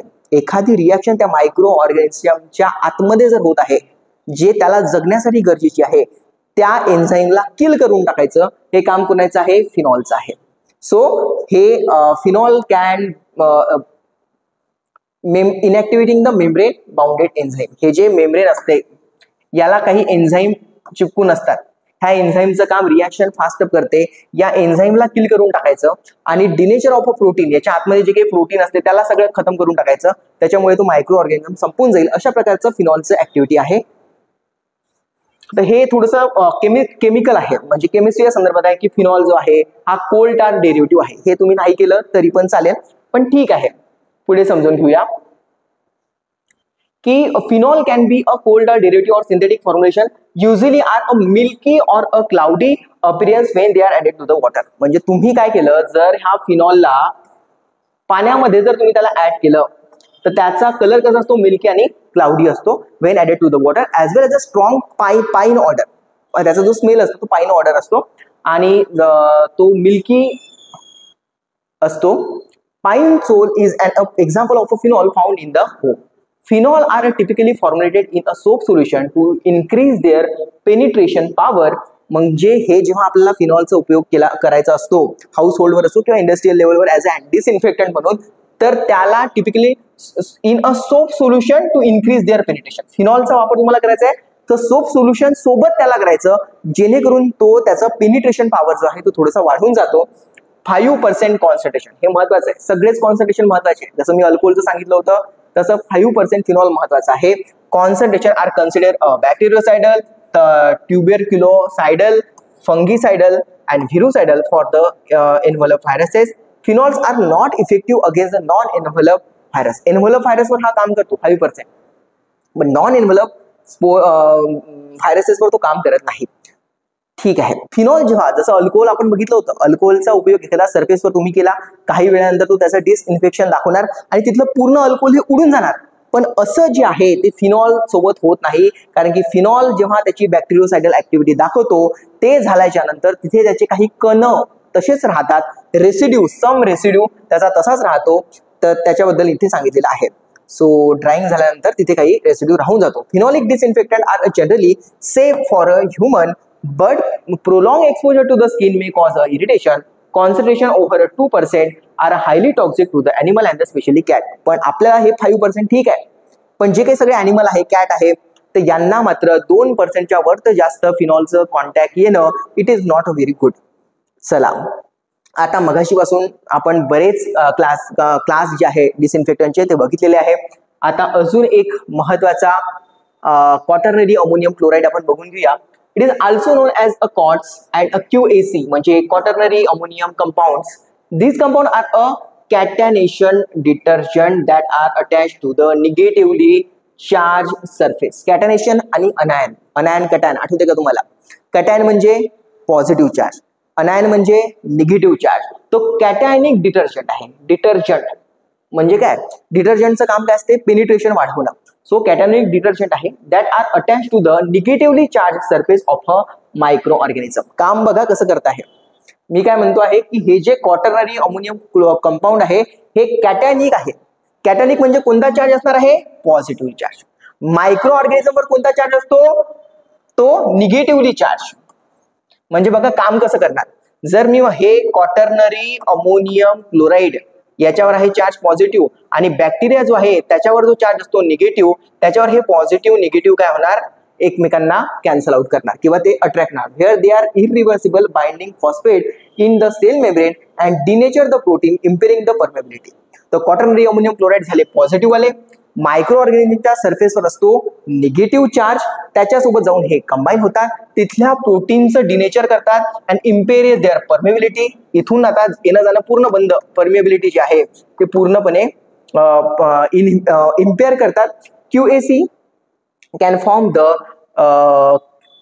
different generation depending on their chemistry with a later generation. त्याच्यानंतर बरेच त्याच्यानंतर डेव्हलपमेंट झाले क्वाटर्नरी अमोनियम क्लोराइड्स मध्ये. तर समोरच्या जनरेशन मध्ये जसं ते डेव्हलप झालं, it is a more germicidal, less foaming. And foaming का बरं म्हटलं आहे, कारण की मी आधीच सांगितलं हे डिटर्जंट आहे. डिटर्जंट मध्ये त्यामध्ये काय असणार आहे, फेज असणार आहे. आधीचे जे QAC होते क्वाटर्नरी अमोनियम क्लोराईड किंवा क्वार्ट्स त्याला आपण म्हणतो, ते जास्त फोमी होते. पण जसं त्याच्यामध्ये डेव्हलपमेंट होत गेलं ते कसे झाले, लेस फोमिंग झाले and more tolerate to the organic load. QAC are highly effective against the gram positive bacteria, having a good efficacy against the gram negative bacteria, fungi, envelope, viruses. They are not effective against the non envelope bacteria मध्ये तो काम करत नाही किंवा मायक्रोबॅक्टेरियासाठी पण काम करत नाही. Consider a sporocytic but a non sporicidal. स्पोर्सला ते किल करत नाही. QAC have a some residue effect keeping the surface bacteriostatic for the brief time. They having a more activity in a neutral to a slightly alkali pH. pH किती पाहिजे, neutral आणि slightly alkali, म्हणजे 7 आणि 8च्या range मध्ये याचा pH जर असेल तर मात्र हे चांगल्या पद्धतीने डिसइन्फेक्टंट म्हणून काम करू शकतात. सो पुढे बघूया. They having a more active neutral to the slightly alkaline pH but lost their activity at a pH less than 3.5. जर 3.5 पेक्षा जर तुम्ही त्याचा pH कमी केला तर त्याचे सगळे तर ते चांगल्या प्रकारे काम करू शकणार नाही. हे QACs are considered to be stable in a strong but they are inactivated by the organic matter, detergent, soap and the hard water. So अशा प्रकारे QAC are a toxic to the fish, should not be discharged into the water. आणि म्हणूनच आपल्याला पाण्यामध्ये टाकायचं नाही, environment मध्ये टाकायचं नाही, कारण की जे ऑर्गॅनिझम असतात त्यांना देखील ते प्रॉब्लेम क्रिएट करू शकतात. खूप सोपी होतं. क्वाटर्नरी अमोनियम क्लोराईड जे आहे निगेटिव्हली पॉझिटिव्हली चार्ज ते असतात, ऑर्गॅनिझमच्या मेम्ब्रेनवर निगेटिव्ह चार्ज असतात, तिथे जाऊन हे त्यांची परमिएबिलिटी हॅम्पर करतात आणि त्याच्यामुळे त्याचं डिनेचर ऑफ प्रोटीन होते आणि अशा प्रकारे ते डिसइन्फेक्टंट म्हणून काम करतात. त्याचं हे कॅरेक्टरिस्टिक आहे किंवा त्याचं प्रिन्सिपल आहे कशा प्रकारे ते काम करते. pH त्याला जो लागतो याला, हा pH जवळजवळ 7 किंवा त्यापेक्षा थोडंसं जास्त, न्यूट्रल टू बेसिक, म्हणजेच बेस म्हणजे 7च्या समोर pH असतो. 7 पासून तर 14 पर्यंत बेसिक नेचर असते आणि 7च्या आधी जे असते ती ऍसिडिक नेचर असते. तुम्ही जर 3.5 pH म्हणजे ऍसिडिक pH जर ठेवला तेव्हा तर हे क्वाटर्नरी अमोनियम क्लोराईड कामच करणार नाही. अशा पद्धतीचे हे याचे पॉईंट्स तुम्हाला व्यवस्थित नोट्स काढावे लागतील. नोट्स ऑलरेडी मी काढून दिल्या, पण तुमच्या पद्धतीने नोट कशा काढावं लागेल त्याचं एक एक्झाम्पल मी इथे दिलेलं आहे. पण ऍसिड आहे त्याचं कोणतं कॉन्सन्ट्रेशन, त्याच्या कोणत्या ऍसिड ऍक्टिव्हिटी आहे. जर अल्कली म्हटलं कोणकोणते अल्कली आहे, त्याचं कोणतं कॉन्सन्ट्रेशन आहे, ते कुठे कुठे काम करतात. हॅलोजन्स म्हटलं कोणते हॅलोजन्स आपण बघितले आहे, त्याचं कोणतं कॉन्सन्ट्रेशन आहे, ते सगळं बघावं लागेल. त्यांच्या ऍक्टिव्हिटी कोणत्या, असा एक चार्ट खूप चांगला व्यवस्थित तुम्हाला बनवावं लागेल. त्याला वारंवार वाचावं लागेल. तेव्हा कुठे हे जे प्रश्न आहे याच्यावर कसाही प्रश्न विचारला तरी देखील तुम्ही त्याला डील करू शकणार. सो पुढे जाऊन बघूया. इम्पेरिंग द डिसइन्फेक्शन ऍक्शन प्लॅन. म्हणजे जर तुम्हाला डिसइन्फेक्शन करायचं आहे तर तुम्हाला काही गोष्टी फॉलो करावं लागेल. तर सर्वात पहिले तुम्हाला काय करावं लागतं, तर तुम्हाला सर्वात पहिले डिसइन्फेक्शन करत असताना तुम्हाला पहिले पाहणी करावं लागेल की इथे नेमकं कोणत्या परिस्थितीत ऑर्गॅनिक मॅटर किंवा बाकी सर्व गोष्टी आहेत. मग तुम्हाला त्याचं क्लिनिंग करावं लागेल, मग तुम्हाला डिसइन्फेक्टंट टाकावं लागेल. ते खरंच डिसइन्फेक्टंट झालं आहे की नाही हे लॅबमध्ये जाऊन तुम्हाला चेक करावं लागेल. ह्या सगळ्या गोष्टी तुम्हाला स्टेप बाय स्टेप फॉलो करावं लागेल. तेव्हा कुठे तुम्ही म्हणू शकाल की तुम्ही जे डिसइन्फेक्टंट इथे अप्लाय केलेलं आहे ते चांगल्या प्रकारे वर्क करते. सो पहिली स्टेप बघा, implanting of a disinfection action plan. म्हणजे जेव्हा तुम्ही इम्प्लांट करत आहे कशाला, डिसइन्फेक्टंटला, एखाद्या रूम मध्ये तुम्ही डिसइन्फेक्ट केलं तर कोणत्या पद्धतीने ते डिसइन्फेक्टंट करायचं, कसं करायचं, स्टेप्स काय आहे ते समजून घ्यायचं आहे. त्यातली पहिली जी स्टेप आहे त्याला म्हणतात assessment. The first step is effective for the disinfection protocol involves though the assessment of the problem is include the identification and the evaluation of the infectious agent, suspect, mode of transmission, potential area. म्हणजे जेव्हा तुम्ही assessment करता त्या जागी कोणत्या प्रकारचा infectious agent आहे हे तुम्हाला माहिती असलं पाहिजे. मोड ऑफ ट्रान्समिशन एका ठिकाणून दुसऱ्या हवेमार्फत जातो आहे की पाण्यामार्फत जातो आहे, मोड ऑफ ट्रान्समिशन काय ते तुम्हाला माहिती असलं पाहिजे. पोटेन्शियल एरिया अफेक्टेड कुठे जास्त एरियामध्ये तो अफेक्टेड आहे हे माहित पाहिजे. Selection of a chemical disinfectant, जर तुम्हाला कोणता मायक्रो ऑर्गॅनिझममुळे इन्फेक्शन पसरलेलं आहे, तो व्हायरस आहे का, तो बॅक्टेरिया आहे का, बॅक्टेरियामध्ये पण कोणता बॅक्टेरिया आहे हे जर माहित असेल तर तुम्ही सिलेक्शन ऑफ डिसइन्फेक्टंट व्यवस्थित करू शकता. Because ill animal can come in contact with the wide variety of a animal. All the elements in the environment must be considered assessed for the contamination when the doubt clearing and the disinfect it. तर सर्वात पहिले assessment करावं लागेल त्या जागी कोणत्या compound कोणते micro organism आहे, त्याचं मोड ऑफ ट्रान्समिशन काय आहे, हवा आहे की पाणी आहे ते तुम्हाला बघावं लागेल. किती कोणत्या एरियामध्ये किती पसरलेला आहे, त्यासाठी कोणत्या प्रकारचं डिसइन्फेक्टंट आपल्याला वापरावं लागेल. म्हणजे ह्या सगळी जी पाहणी करायची आहे तो म्हणजे आपला पहिला पॉईंट आहे, असेसमेंट करायचा आहे. नाही तर कोणतेही डिसइन्फेक्टंट घेतलं आणि कुठेही लावलं आणि दिलं टाकून आणि झालं असं होणार नाही. तर त्याच्या प्रॉपर स्टेप आहे. तर पहिली स्टेप आपण बघितली ती असेसमेंट होती. दुसरी स्टेप काय आहे ते समजून घेऊया. Cleaning. After the initial assessment the cleaning is the next step and must be done thoroughly before the disinfection. डिसइन्फेक्शनच्या आधी आपल्याला क्लिनिंग करून घ्यायचं आहे. It has been estimated that the cleaning alone may remove the 90%. तुम्ही जर पहिले तो जो सरफेस आहे तुम्हाला डिसइन्फेक्ट करायचा आहे तो जर बऱ्यापैकी पहिले क्लीन करून घेतला 90%, तरी देखील तो चांगला इफेक्ट दाखवतो. 90% सगळ्या जो मायक्रो ऑर्गॅनिझम आहे ते तर तिथेच संपून जातात. पुढे आपण बघूया. Of the bacteria from the surface. The drawing clean step involve the brushing, scrubbing, swapping and remove the or the breeding faeces, feed, dust and the debris from the area. म्हणजे तिथे जे काही कचरा आहे, काडी कचरा आहे, जे काही ऑर्गॅनिझम असणार आहे, ऑर्गॅनिक मॅटर असणार आहे ते सगळं तुम्हाला पहिले बाहेर काढून घ्यायचं आहे. 90% बॅक्टेरियल इन्फेक्शन तुमचं तसंच कमी होऊन जाईल. त्याच्यानंतर if the area is a dusty moisten then the area to be contact with the dust and minimize the aerosolization. Proper disposal of bedding gross debris, dirt and the organic matter such as the manure is important and may vary with a located but include the burning, burial and composite. जर तिथे काही organic matter असेल तर त्याला आपल्याला काय करावं लागेल, बर्निंग, त्याला जाळून टाकावं लागेल. त्याला आपल्याला ब्युरल करावं लागेल, म्हणजे आपल्याला त्याला पुरावं लागेल. आपल्याला त्याच्यामध्ये काय करावं लागेल, कंपोजिट चा वापर करावा लागणार आहे. तर या सगळ्या गोष्टी त्याच्यामध्ये आपल्याला करायच्या आहेत. Disposable of a debris into the dumpster should also be occur if there is a no zoonotic risk. त्याच्यामध्ये झोनोटिक रिस्क म्हणजे काय, एका ऑर्गॅनिझम पासून दुसऱ्या ऑर्गॅनिझमला, अॅनिमल पासून आणि ह्युमन्सला जर डिसीज होत असेल तर ते पण आपल्याला बघावं लागेल. त्याच्यानुसार त्याची विल्हेवाट लावावी लागेल. All the personnel should be wear a personal protection clothing and the rubber boot. If a zoonotic disease is suspected, enhance the personal protection element should be used. म्हणजे ग्लोव्ज, फेस आणि मास्क या सगळ्याचा उपयोग करायचा आहे. पहिले assessment केलं काय काय आहे, कोणतं डिसइन्फेक्टंट वापरायचं, कोणता ऑर्गॅनिझममुळे डिसीज होत आहे, वे ऑफ ट्रान्समिशन काय. सो मित्रांनो आता आपल्याला वॉशिंग आणि सॅनिटायझिंग संदर्भात बघायचं आहे. वॉशिंग आणि सॅनिटायझिंग काय आहे, तर आपण याच्या आधी जे आहे ते 2 स्टेप कंप्लीट केलेले आहेत. ते पहिली स्टेप जी होती ते असेसमेंट होती. योग्य ठिकाणी त्या ठिकाणचं आपल्याला इव्होल्युशन करून घ्यायचं होतं. कोणता डिसइन्फेक्टंट यूज करायचा, किती डायल्यूट करायचं, कोणतं अँटीसेप्टिक आहे ते बघायचं आहे. त्याच्यानंतर आपल्याला क्लिनिंग केलं. ते क्लिनिंग केल्यानंतर बऱ्यापैकी जे बॅक्टेरिया आहे ते बऱ्यापैकी तिथून निघून गेले होते. 90% बॅक्टेरिया तिथून निघून गेले होते. आणि थर्ड जे आता आपण बघतो आहे ते आहे वॉशिंग संदर्भातला. आता वॉशिंग आणि sanitizing. Washing and sanitizing is further reduce the number of a micro organism. ही नेक्स्ट स्टेप आहे. क्लिनिंग नंतर तुम्ही पुन्हा एकदा वॉशिंग जर केलं तर त्याच्यामुळे पुन्हा एकदा काय होतं की तुमचे जे मायक्रो ऑर्गॅनिझम आहे त्यांचा एरिया थोडासा कमी होऊन जातो. This most crucial step in the disinfection process and most likely eliminate the majority of remaining micro organism.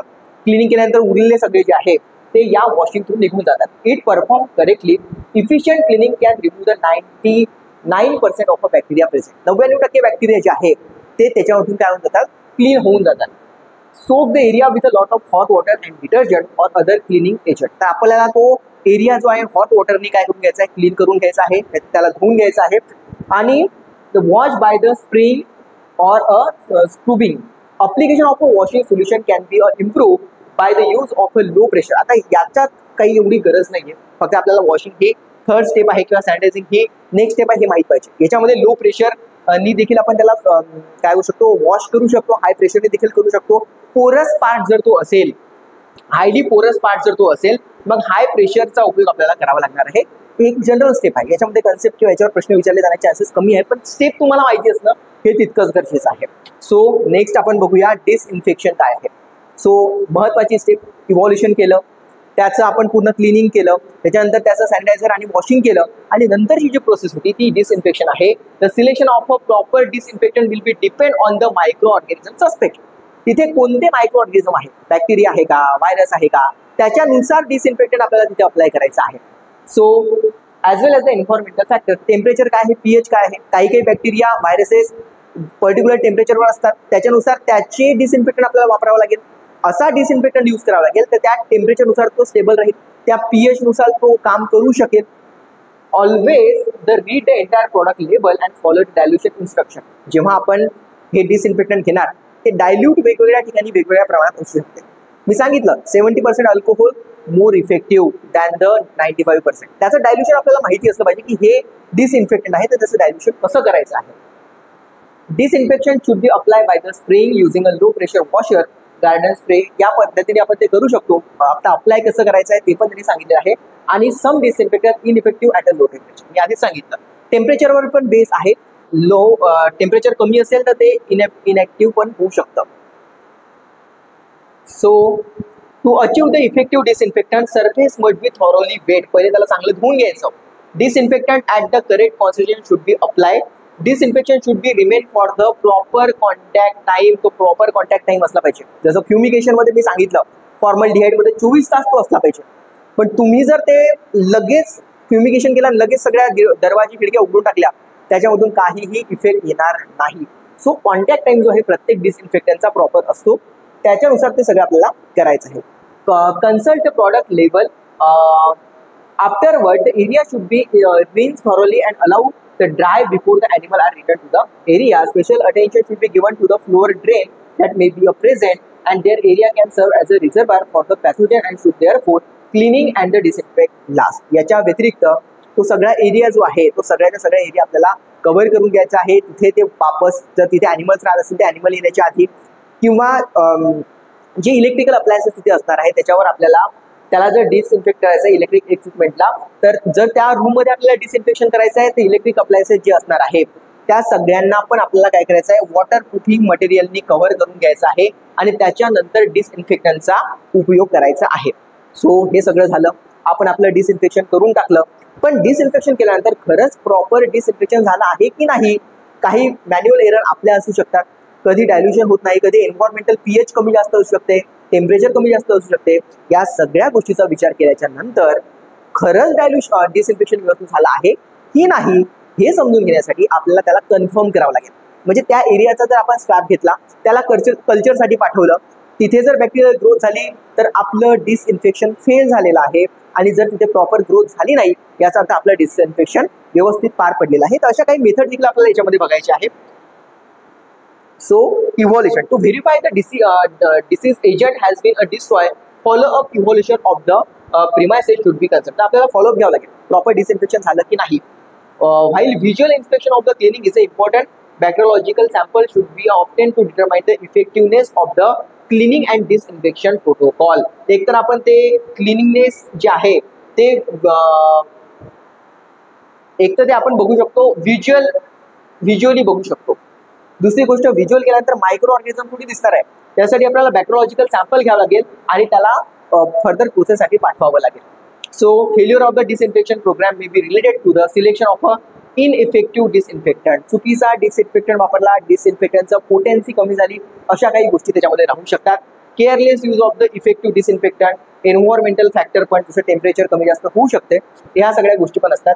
Timing of a sample collection is important. आज डिसइन्फेक्शन केलं, लगेच जर तुम्ही तिथे सॅम्पल घेतलं हे योग्य नाही.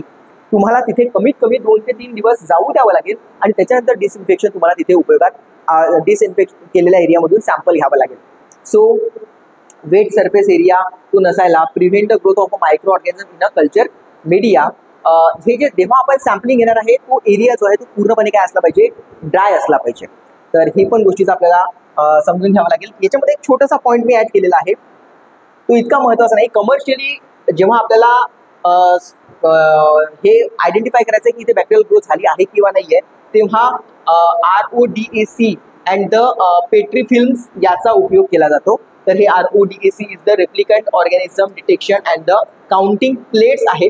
तर याच्यावर बॅक्टेरियल ग्रोथ होते का हे आपल्याला बघायचं असते. आणि या स्पेसिफिकली डिझाईन अगार प्लेट, ह्या अगार प्लेट्स आहेत that can be apply directly to the surface area due to their convex shape. तर हे ज्या प्लेट्स आहे त्या कॉन्व्हेक्स शेपच्या असतात, त्याच्यामुळे एखाद्या फ्लोअरवर हे जर आपण अप्लाय केलं तर लगेच तो फ्लोअरचं सॅम्पल याच्यावर घेऊन जाणार आणि त्याच्यानंतर याला सॅम्पलिंग करून कल्चर करायचं आहे आणि बॅक्टेरियल ग्रोथ तिथे आहे की नाही आहे हे आपल्याला कन्फर्म होऊ शकते.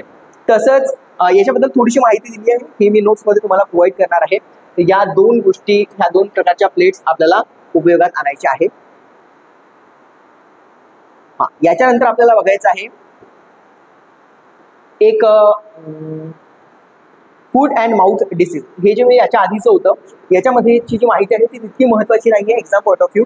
तरी देखील एकदा त्या दोन्ही प्लेटबद्दल किंवा इथे हाय इफिशियन्सी पार्टिक्युलेट एअर जे आहे याचा देखील वापर केला जातो, तिथली जी हवा आहे ती डिसइन्फेक्ट झाली आहे की नाही त्याचं देखील व्हेरिफिकेशन केलं जातं. अशा पद्धतीने तिथे आपल्याला इव्हॉल्युशन करायचं आहे की प्रॉपर डिसइन्फेक्शन झालं की नाही. आणि आता शेवटचे दोन कन्सेप्ट आपल्याला बघायचे आहेत. Food and mouth disease, FMD disease बघायचे असं आपण याच्यामध्ये बघत होतो. FMD virus are survive in a lymph node. आपल्या बॉडीमध्ये ज्या लिम्फ नोड असतात त्याच्यामध्ये हे FMD व्हायरस असतात. बोन मॅरोमध्ये असतात ॲट अ न्यूट्रल pH आणि destroy in a muscle when the pH is a 6 and virus is also susceptible to elevate in a pH 9. तर हे जे FMD व्हायरस आहे याच्यावर काय इफेक्टिव्ह आहे तर सोडियम हायड्रॉक्साईड म्हणजेच NaOH किती पर्सेंट? 2%. सोडियम कार्बोनेट म्हणजे Na2CO3 सोडियम कार्बोनेट जो आहे हा देखील इफेक्टिव्ह आहे.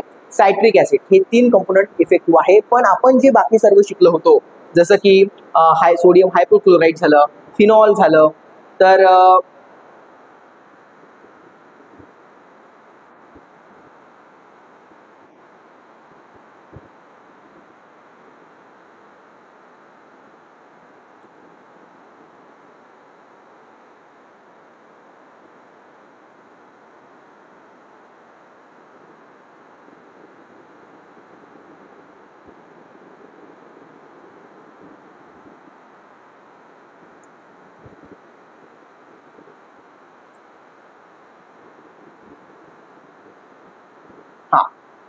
तर हे मात्र तिथे इफेक्टिव्ह आहे. तर FMD are registered to the iodoform QAC म्हणजे quaternary ammonium chloride, high concentration of sodium hypochlorite आणि फिनॉल्स हे यांना रेजिस्ट करतात. हे जे FMD व्हायरस आहे food and mouth disease viruses जे आहे त्यांच्यावर हे जे आहे iodoform QAC low concentration sodium hypochlorite and phenol हे कामच करत नाही. काम कोण करते तर फक्त हे सोडियम हायड्रॉक्साईड, सोडियम कार्बोनेट आणि सायट्रिक ऍसिड हे फक्त काम करतात.